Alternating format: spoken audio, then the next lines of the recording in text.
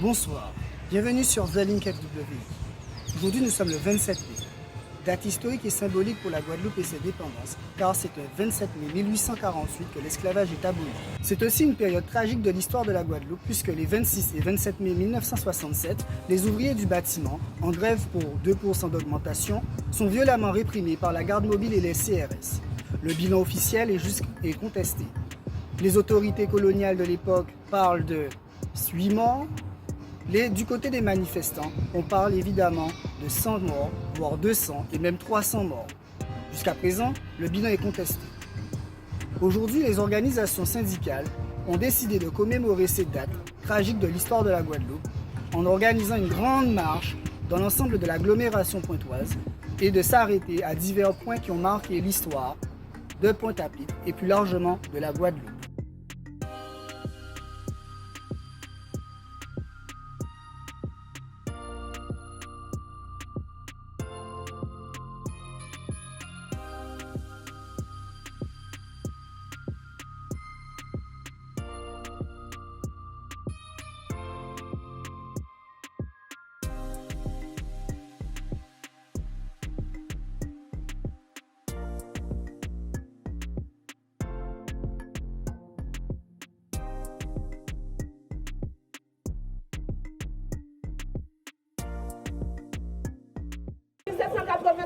Aussi, place de la Victoire, 1794, la Guadeloupe envahie par les Anglais.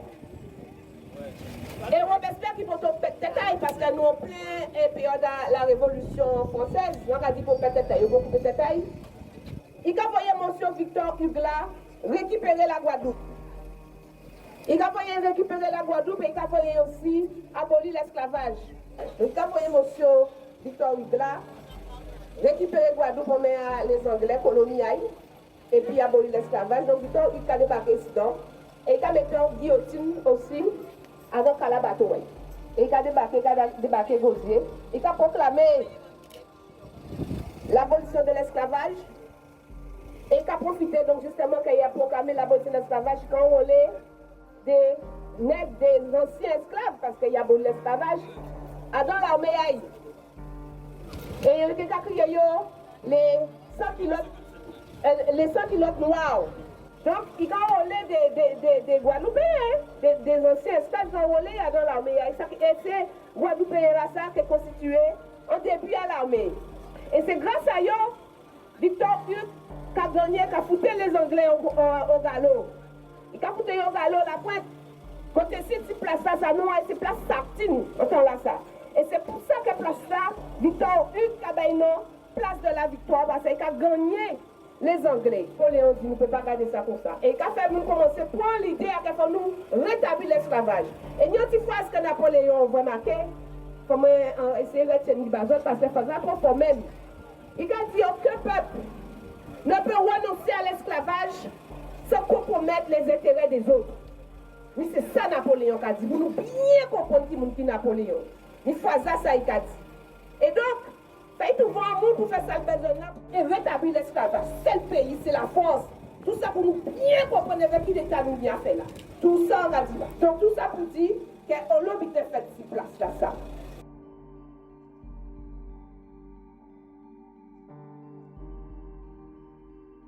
Donc, je dis là, nous assis, à résistance à statut, qui sont à lionnage, à tous les résistants. Résistants au secteur public, privé, résistants les libéraux, résistants à tout le monde qui ont refusé et qui forcé et qui ont décidé de combattre pour défendre nos droits, nos libertés, nous.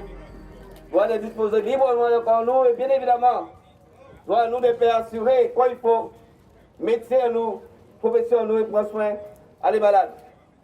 Donc je dis là, nous n'y donc un pic qui vivant, un pic à résistance, un pic à solidarité. Parce qu'il y a ces pics-là, ça tous les jours. Les gens qui ont passé, les gens qui ont apporté l'argent, qui ont apporté manger, qui ont apporté tout ça qu'il faut pour mettre nous rester vaillants. Et surtout les gens qui ont resté cisés dormir avec nous pour passer un bel moment. Et pour surtout faire en sorte que les gens qui ont résisté pour le royaume, c'est pour tout le Guadeloupéen que ces gens-là ça pas fait derrière. Et donc je dis là encore, elle va sembler à 27 pays. Nous savons qu'il faut symbolique quand telle date il y a l'espoir, nous allons encore, nous allons fonctionnement, à nous Guadeloupéens, présence à zone ACBIC, ça a témoigné des qualités que ça veut dire résistance parce qu'on a rappelé. Il pas comprendre que là on va engager un combat depuis le mois de juillet, parce qu'on a rappelé c'est le 17 juillet que nous prenons départ contre ici de CHU. Le 17 juillet, nous prenons départ en mobilisation qui a duré depuis tout le temps, depuis tout le temps.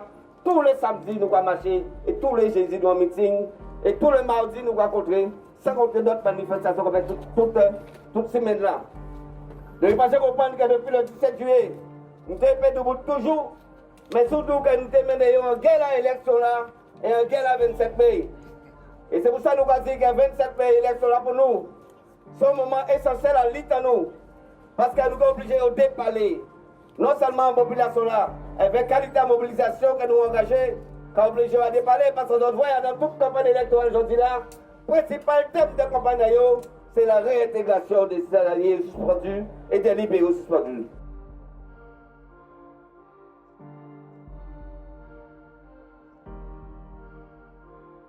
Charles-Henri fête le 27 mai. Le 18 novembre 1985, il était lycéen. Il était en lycée technique Bainbridge, en terminale F3. C'était un jeune pleuvi. Il était un bel devant, il était préparé pour devenir ingénieur.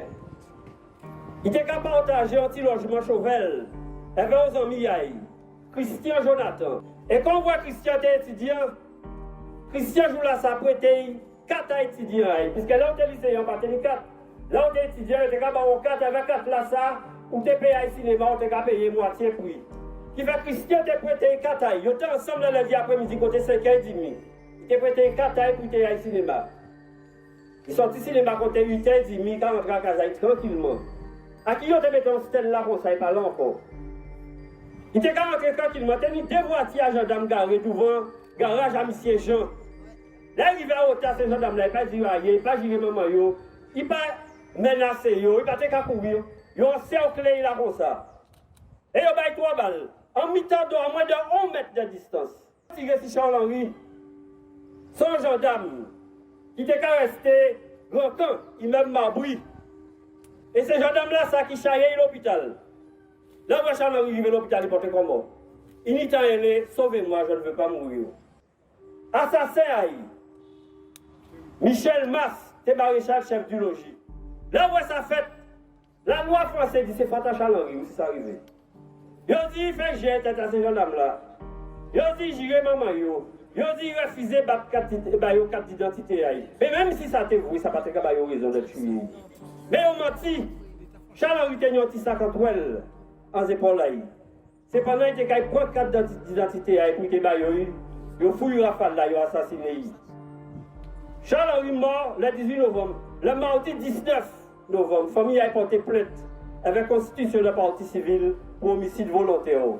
Ils ont fait la justice confiance. Ils ont payé en caution en greffe à tribunal la Bastet. Là où ça fait, après l'assassinat de Charles-Henri, la justice n'a pas fait ni une ni deux. Ils ont envoyé Michel Mas aller en France. Ils ont décoré, ils ont promotionné, ils ont fait passer adjudant. En décembre 1986, ils ont fini par inculper Michel Mas pour coups et blessures, voie de fait, ayant entraîné la mort sans intention de la donner. Homicide volontaire, ils ont dit. 5 années après, du 9 au 11 mai 1990, quand ils ont fini par juger Michel Mas, et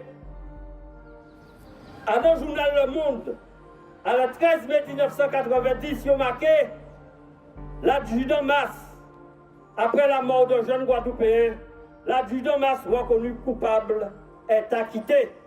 Donc après mon nom qu'il a là, et qu'il y a en privatisation, qu'on nous peut dire, parce qu'il y a une case personnelle asile, eh bien c'était, il était abrité au sein de Fortin, au Tifort, après on vient qu'on lui de Grèce à Bastet. C'était un petit redoute, un petit Fortin. Au côté, l'armée coloniale était aménagée parce qu'elle a dominé le cycle de cette manière-là. Parce qu'imaginez qu'en mai 1800, là comme ça, les 22 mai, Delgrès et Ignace ont laissé fort là. Ignace prend assis Ganter, Delgrès prend assis Matouba. Entre les 22 et les 24, Ignace déjà à Zabim, déjà ici. Et il finit dans Fortin, à Wadoutabemri, de planton drapeau rouge. Parce que ce drapeau-là, ça, qui depuis le 21 octobre 1800, a flotté à Cité Guadeloupe. Juste le 6 mai, nous pouvons dire juste le 25 mai 1802. Et drapeau-là, ça, tout bateau qui était à l'anticule de ce moment, était vrai. Donc, il y a un vrai drapeau là qui a flotté en l'eau. C'est un immense drapeau, le bateau. Et ou pas erreur, mais l'Ignace refusait investir la prête. Parce que s'il écoutait l'idée, il était que la prête et il était prendre la prête.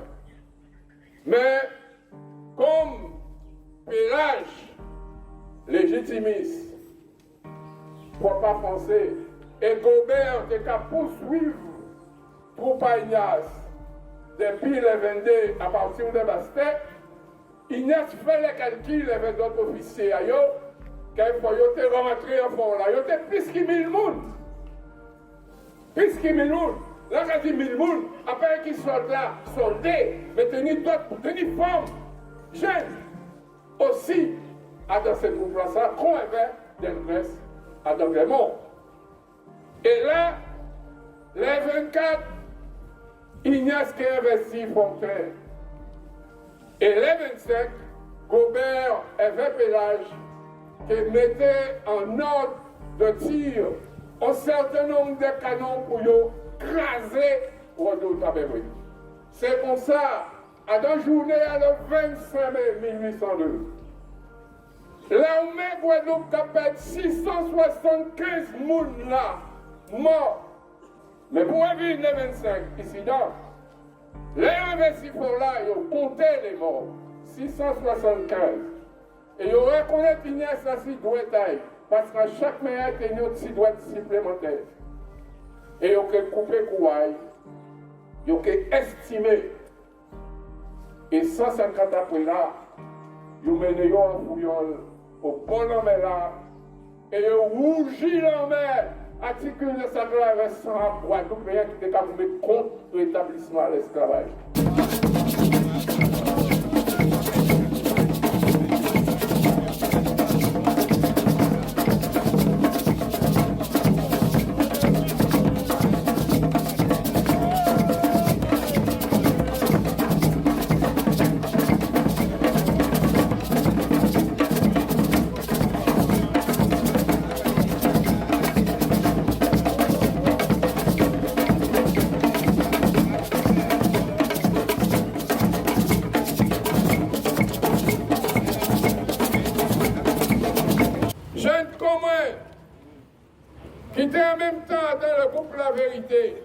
Depuis décembre 1966, sa pétition dans le Parti communiste guadeloupéen.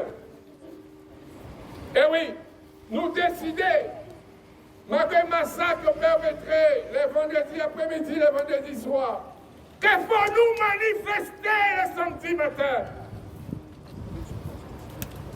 Il faut nous traverser la pente. Et c'est pour ça que nous venons ici. Il y avait l'idée à l'époque, à la jeunesse, qui était dit pour nous Jean-Claude Courbin. Et nous parlons lycée Lassa, environ 350 à 400 jeunes. Il y avait l'Ivayo, nous dit pas ni l'école Jean-Claude. Et nous avons descendu dans la ville. Nous sommes le samedi matin 27 mai 1967.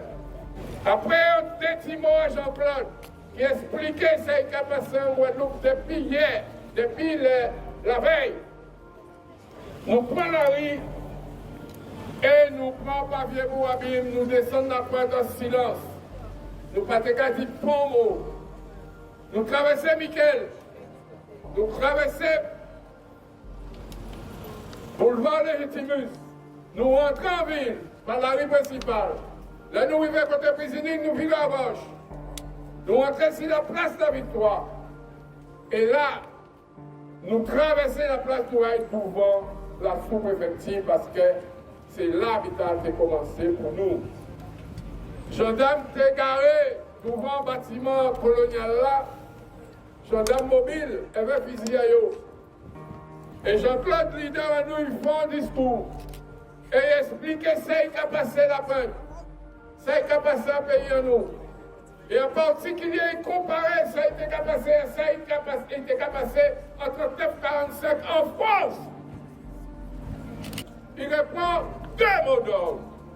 CRS, SS et pilote assassin. À partir du moment là, ça, chef Ayo, voyons l'autre, attends les gendarmes qui étaient en action. Ils ont fait d'autres pas en avant, vers nous, qui étaient assis à la place là. La cité, les jeunes qui jouent au football, basket et tout ça. Ils font un premier mouvement. Ils baillent un deuxième lot. Ces gendarmes-là prennent fusil à eux, ils ont tourné cross là en avant. Et ils tirent le fusil là, main gauche à eux, pas canon là. Et cross là devant. Comme ça, nous demandons qu'est-ce qu'ils fait. Nous ne pouvons pas comprendre. Ça veut dire, nous ne comprenons qu'ils ne peuvent pas tirer sur nous. Mais qu'est-ce qu'ils fait avec cross là devant. Ils baillent un troisième lot. Et là, ils ont foncé sur nous et ils ont commencé à casser tête à monde, figure à monde, ciel à monde. Et ils ont été en fond à haut. Et bien, cross là, comme ça, ils ont été pété tête à haut. On voit l'autre jeune fille qu'on s'est blessée, le jeune lycéen, l'autre Timon.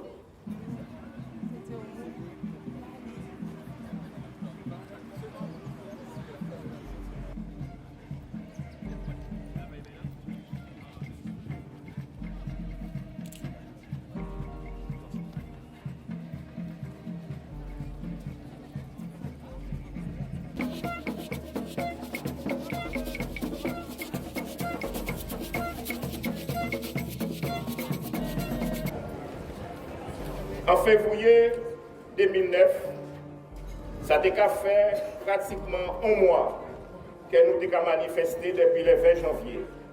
Nous avons commencé le combat là depuis le 16 décembre. Le 16 décembre, nous manifestions à la rue La Pointe. Sous-préfet là recevoir nous après que nous faisons 3 lentours à La Pointe. Et il dit nous qu'il recevra nous par civilité, mais il n'y a pas rien à dire nous. Nous marchons Bastel le 17. Le préfet a refusé de recevoir nous parce qu'il dit qu'il était à Don Noël à Timon dans le personnel à la préfecture. Et à 6h30, il a fait nous, puis c'est nous en décembre, nous décidons d'ouvrir pour la préfecture Bastel, ou là où de Noir, d'enclencher un mouvement et d'appeler à la grève générale le 20 janvier 2009. Pourquoi le 20 janvier? Nous ne savons pas. Nous devons voter là et nous décider dans un mois, nous allons passer à l'action et dans un mois, ça a fait pile 20 janvier. Ça n'a pas rien à voir avec l'élection à Obama, c'était en coïncidence.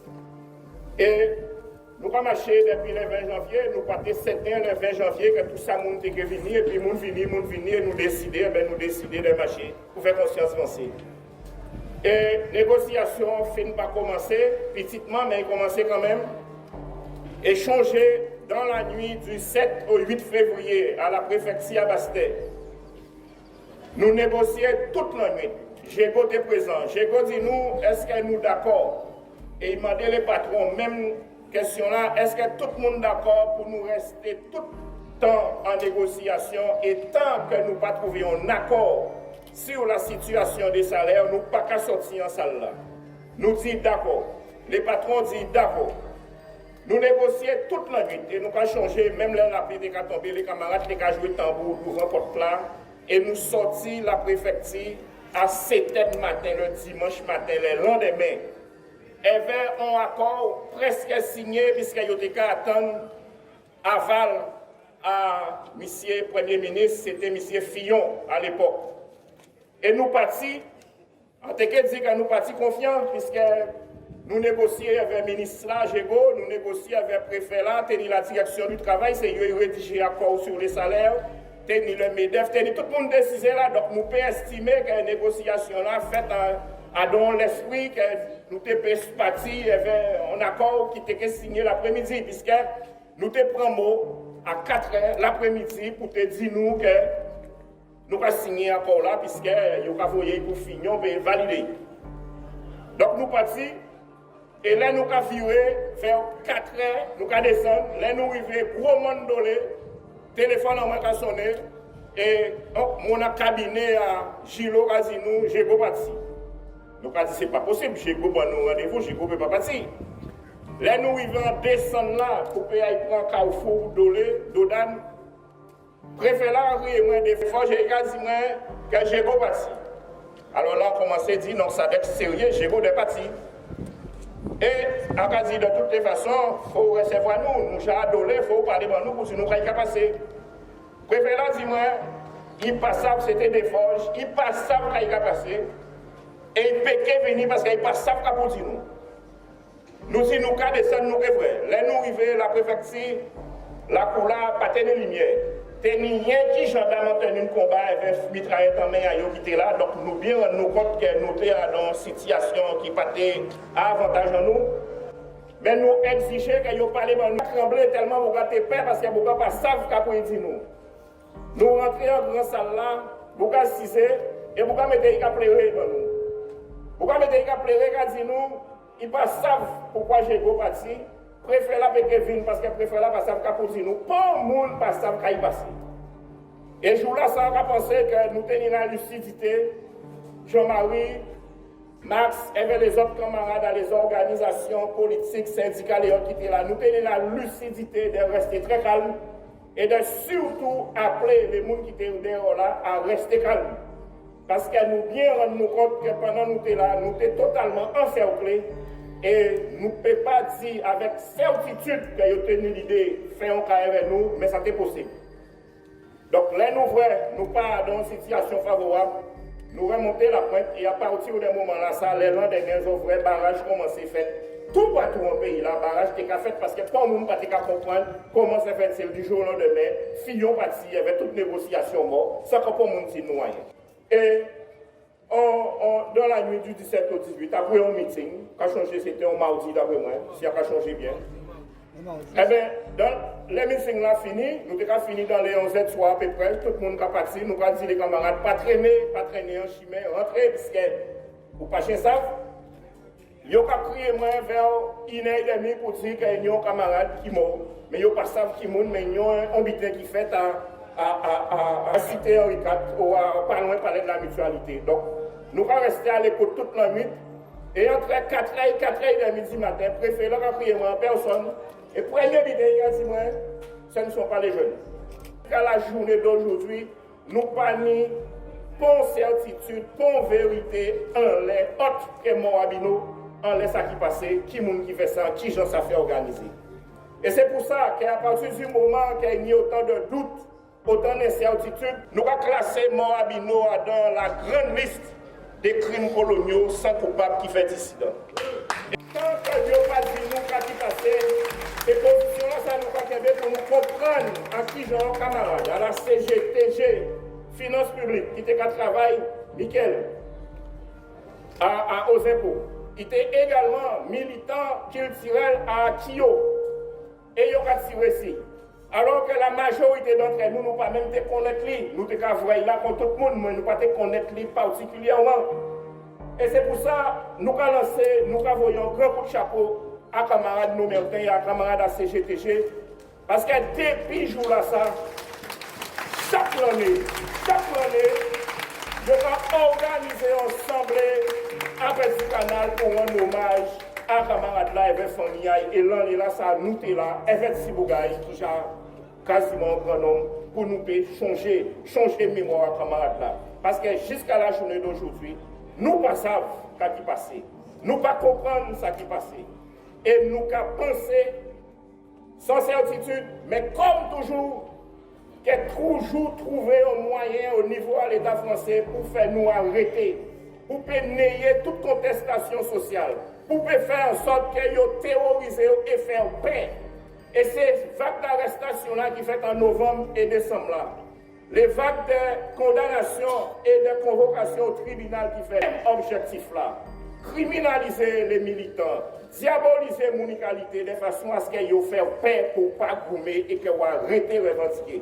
Donc c'est pour ça que nous envoyons grand force aussi pour l'ensemble des camarades qui sont poursuivis par la justice, pour les grands frères qui ont arrêté, qui ont déporté, Et nous tous vrai, à la lumière de ça, les avocats ont dit que c'est des dossiers qui montent de toutes pièces et objectifs à eux. Encore une fois, c'est des faits nous paient et de pas dire rien.